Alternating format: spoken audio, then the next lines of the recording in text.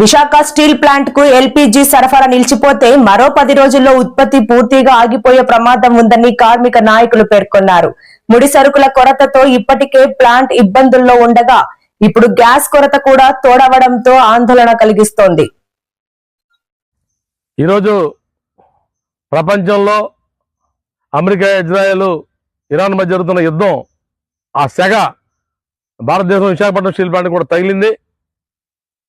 Visakhapatnam steel plant daily 12 టన్నుల liquid petroleum gas వాడుతూ ఉంటుంది.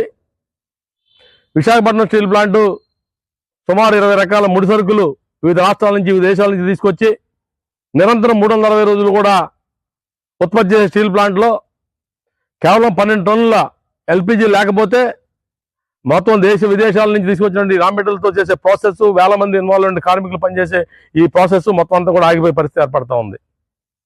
విశాఖపట్నం స్టీల్ ప్లాంట్లో ఎల్పీజీ ఈరోజు కేవలం 120 టన్నులు మాత్రమే ఉన్నది.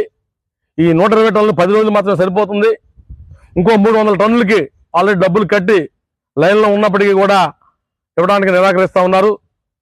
ఇది కనుక జరిగితే, ఈ మొత్తం ప్రాసెస్ ఆగిపోతే దేశంలో ఉన్న స్టీల్కి కృత్రిమ కొరత రాబోతూ ఉంది.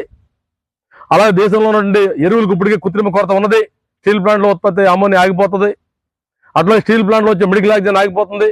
అలా బై ప్రొడక్ట్స్ కూడా అన్ని కూడా ఆగిపోయేందుకు అవకాశం ఉంది. కాబట్టి వెంటనే ముఖ్యమంత్రి గారు కలవ చేసుకుని కేంద్ర పెట్రోలియం శాఖ మంత్రి గారి మీద ఒత్తిడి తీసుకురావాలని, తద్వారా విశాఖపట్నం స్టీల్ ప్లాంట్ ఇది కూడా మార్చి మాసంలో టర్నోవర్ పెంచుకునే దిశలో, లాభాలు పోయే దిశలో ఉన్నది. ఫిబ్రవరి నెలలో 34 కోట్ల రూపాయలు నగదు లాభాలు వచ్చినాయి.